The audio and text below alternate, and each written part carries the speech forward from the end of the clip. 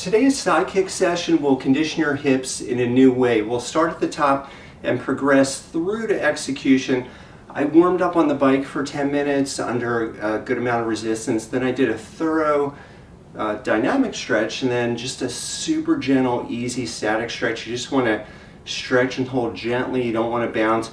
You just want to go right to that point of tension, hold with whatever kind of stretching you're doing statically. Again, you don't want to crank on it, you just want to gently stretch, hold, but let's get right into it.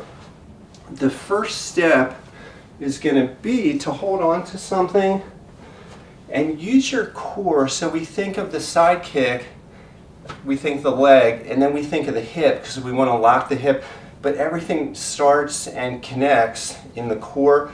So you want to tighten your stomach muscles, have your breathing controlled, and your supporting leg bent. Hold on. I'll do 3, but I'll suggest that you do 8, where you'll have this knee bent, your supporting knee, and just out and lock and back. Ultra smooth. Use your core and have that end point where you lock your hip and back the same way you went out. So I'll do 3 on the other side. Again, do 8 of these, but knee up, lock the hip, back, down, keeping this leg bent and your core activated because everything's going to come from that. So up, out, and back. And just keep it ultra smooth. The next one is going to be just gentle. Keep your kicks to whatever level is comfortable for you, but really smooth. Use the bottom of your foot because if you do kick anything, especially if you're wearing shoes, you don't want to sprain your ankle. So getting a good side stance.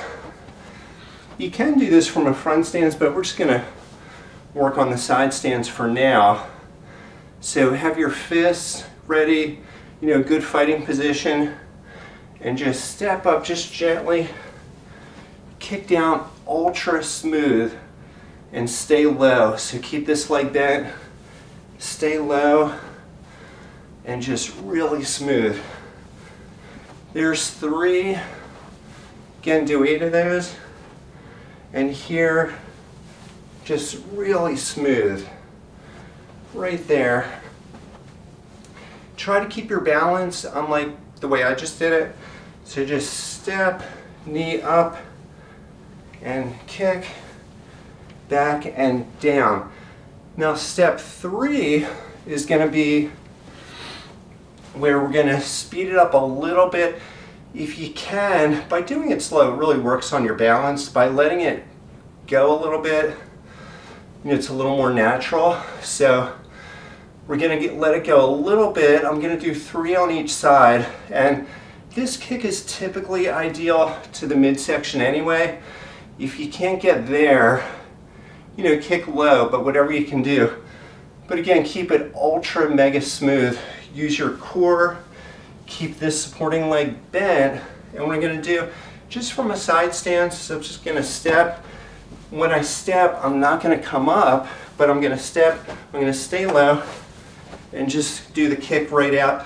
And again, that was a little maybe faster than I should have done it, but still it was really smooth. So just focus on smooth, stay low, use that core because you're using that core which is going to get it, and at the end point you want to lock out that hip. So just 2 more and boom, just like that, but really smooth. Because I did stretch, I'm using my core, I warmed up, I don't feel any muscle pulls or anything.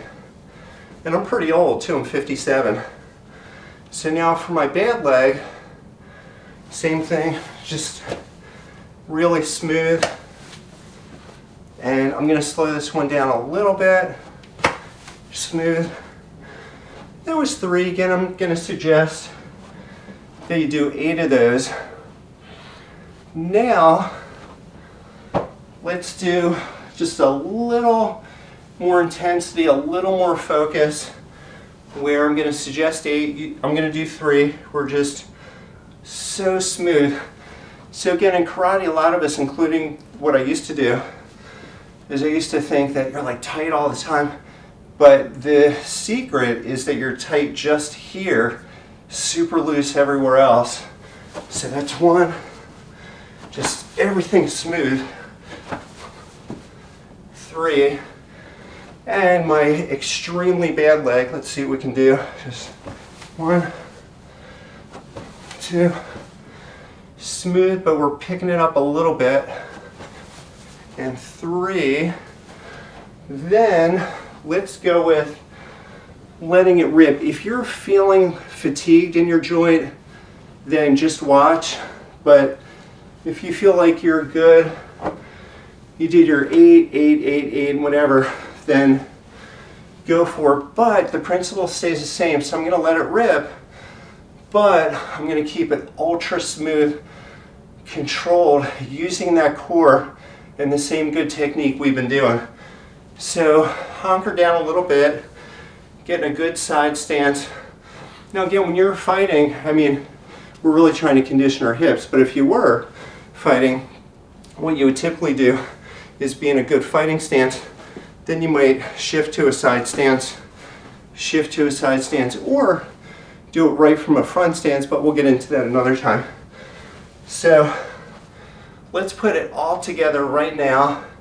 Do 8, I'm just gonna do 3, but the big factor, aside from using your core, having your supporting leg bent, is to have that end point. So that end point where you're sticking it, you're locking your hip, but your core connects your leg to your body.